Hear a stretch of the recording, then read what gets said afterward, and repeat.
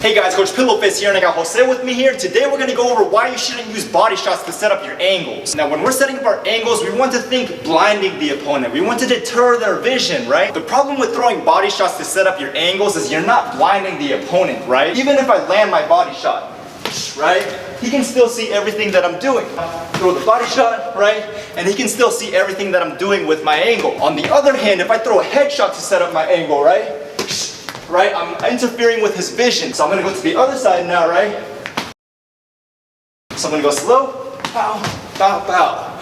Right, again, I'm gonna go, right? I'm deterring him from being able to see me shift to that angle, bringing that guard up, whether it hits his face or not. So another thing that this does for you is it interferes with his trajectory of his punch if he were to throw a punch back at me as I shift to that angle. And what I mean by that is I'm going to throw a headshot right here, right? And the fact that I threw a headshot, it interferes with the trajectory of his punch. So he's not able to throw as fluidly at me, right? So I'm going to bow, and it's kind of like creating a little mechanism for me to block a punch or deflect it. And then I can bow, bow, bow, right?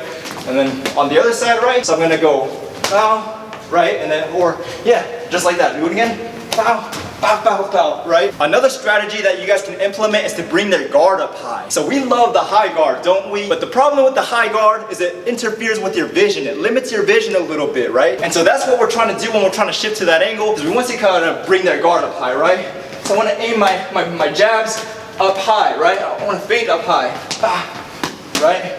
Get their guard up high, and then when their guard comes up high, that's when I want to shift to that angle. Because if their guard was a little lower, right, they can see a lot more, right? So that's exactly what will happen. They can see everything, right? Versus I'm going to bring his guard up high again, right?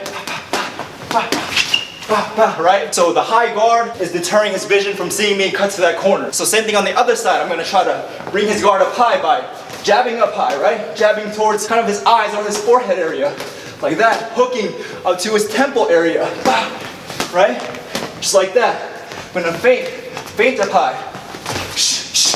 Right? So it deters their vision, and it also immobilizes them. The higher that their guard is, the less that they're able to move, right? Versus somebody with their hands down low, they're a little more agile. They're able to shift and pivot more. And the reason behind that is because of the counterbalance factor. When you have your hands lower, you have more counterbalance to be able to move around, just like that. And Jose just brought a really good point to me too. When you got somebody at a high guard and they got their guard up and you're throwing these little pitter-patter type punches at them, they get frustrated. And people that are frustrated, they see less, they can think less, they kind of turn a little bit dumb, right? So if Jose's over here trying to set up an angle at me, right, he's throwing these little punches at me, I got my guard up high, right? And before I know it, he's already cut to the corner on the other side before I can even see. So that's a good point.